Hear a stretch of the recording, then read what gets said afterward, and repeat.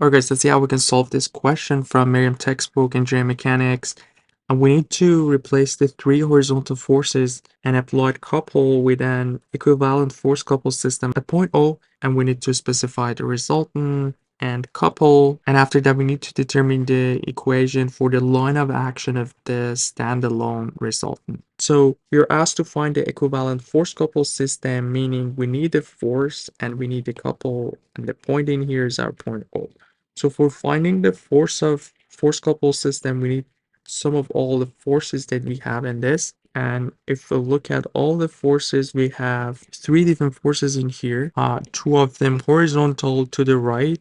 So we have 10 plus 4 minus 6, which is the resultant of these three forces. So basically 10 minus 2, which will be A, and this is going to be our R. And if we want to show the R with the direction, we have 8 kilonewton, and this will be the direction for our R. And if we look at the question, we'll see we have X and Y defined in the figure.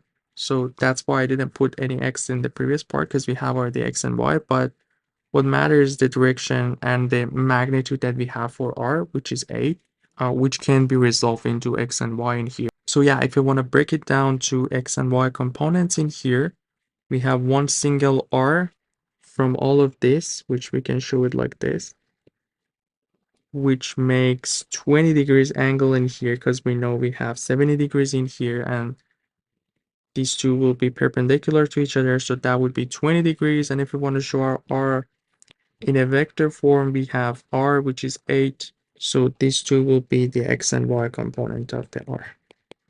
So the X component would be R cosine of 20 degrees, that would be our X component, and we have R sine of 20 degrees, which will be our Y component. And since they're both act along positive X and Y axis, they're both positive. So let's just calculate this. Our R will be 8 cosine of 20. So 8 cosine of 20 is going to give us 7.52. And we have 8 sine of 20, which is going to be 2.74 J, and the unit that we're talking about in here is kilonewton. So that's our R, which we resolved it into X and Y components, and the force part of the force couple system is done. Now we have to move on to the couple part. Just going to clean up the figure. So we are trying to find the moment about point O, and we are calling counterclockwise positive. And what we need to do in here is to find the moment about point O. And for that, we can use our 2D shortcut that we have. And we basically need to resolve each of these forces in X and Y component. Let's start with the 10 kilonewton. This will be our X component, and this will be our Y. And we have the same thing here too. This angle right here is 20 degrees. Since we know here is 70 degrees, so we have a right angle that has to be 20 degrees. So 10 cosine of 20 would be the X component, and sine would be the Y component. So the X component, as we can see, it will pass along the point that we are trying to find a moment about, so it won't make any moment. But the Y component, which is this force, is going to make a counterclockwise moment about point O. So we have a positive moment 10 times. So we have force times our distance vector, which would be the distance from O to the end of the beam, which is basically this distance in here. So 1 plus 1 plus 0.5 plus 1.5, which will be 4. So I forgot something about the force. So 10 sine of 20 would be our Y. And as I said, the X component won't make any moment, so that's our force. And our R, as I mentioned, is the distance in here, which is 4 meters. So that's pretty much all the moments from the 10 kilonewton force. So that's over. Let's move on to 4 kilonewton, and we have the same thing. If you want to resolve it into two components, again, same thing. This angle is also 20 degrees. And the thing is, this time both X and Y components are going to make moment about point O, because the X component, as opposed to 10 kilonewton, is not passing through the O, so we have moment from each of them. So if we look at the x component, this will be the direction of the moment, so it will be negative. So we have minus the force is 4 cosine of 20 degrees, and the distance would be the vertical distance to the line of action, which is what we have as 0.3. So that's the moment of x component. And if we want to find the moment of y component, the y component is going to make a moment in this direction. So counterclockwise, it's positive, and it's 4 sine of 20 degrees. And the distance would be, this is the line of action, what we have from here to here, which is 1. So that's everything for the 4 kilonewton force. I'm just going to clean up. And the last force that we have is the force 6 kilonewton. We're going to do the same thing. We're going to resolve it into x and y component. This will be our x. This will be our y. And we have the same thing. This time our x component is not passing through O's, have a little bit of distance, which is this one. And we know that distance is also, again, 0.3. So let's go with the x component. The moment is going to be in this direction. So it's a clockwise moment. So we have a negative sign again. So minus, this time we have 6. And same angle, our 20 degrees would be the angle in here. So 6 cosine of 20 degrees. And the distance that we have is this distance in here, which is 0.3. And also we have the moment of y component, which is another clockwise moment. So minus 6 this time will be sine of 20 degrees. And the distance that we have in here is 1 plus 1 plus 0.5. So we have 2.5. So that's pretty much all the moments from the moments.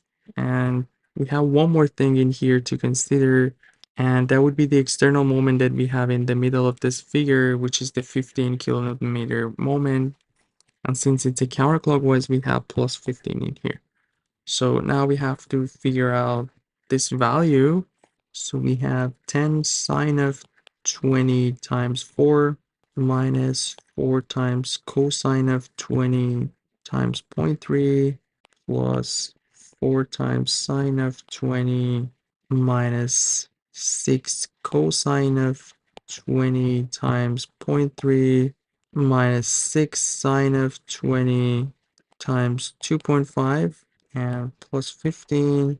That's gonna give us basically 22.1 kilonewton meter, and the positive sign shows that the moment is counterclockwise. So that's for the couple part of the question. Also, we have to figure out the line of action of the standalone resultant R. And for that, we're going to go for the definition of the moment when we have the cross product of R and F.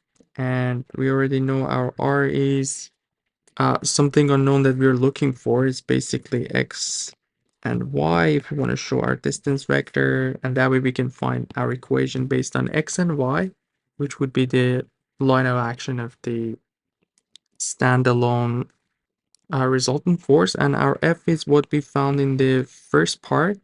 It's basically our R, which was what we found in here. So 7.52i plus 2.74j. And now we have a cross product. For cross product, we need to find the determinant of the matrix that we have, I, j, k. There is no k components in here. Our second row is our R. So x, y, and here we have 7.52 and 2.74. So for finding the determinant, we can see that we only have k component for this determinant, which is multiplying x and 2.74. So we have 2.74x minus 7.52y, and it's going to be in k component. And from our moment equation, we found our moment 22.1 kilonewton meter, and since it was a positive, and we know the moment in 2D will be in z direction and it will be positive, so the equation that we are looking for in here is basically 2.74x minus 7.52y is equal to 22.1. We can bring y on the other side of the equation, so 7.52y is equal to 2.74x minus 2.22.1, and we can divide this by 7.52. We have y is equal to 2.74 divided by 7.52, so 0.364x minus 22.1 divided by 7.52, 2.939.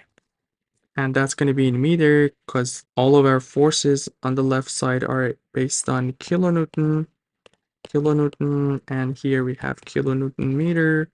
So this will be canceled out and we'll end up with x and y in meter unit. So yeah, that would be the final answer for this question. Hope everything was clear. Let me know if you guys have any questions, and you guys take care. I'll see you in the next one.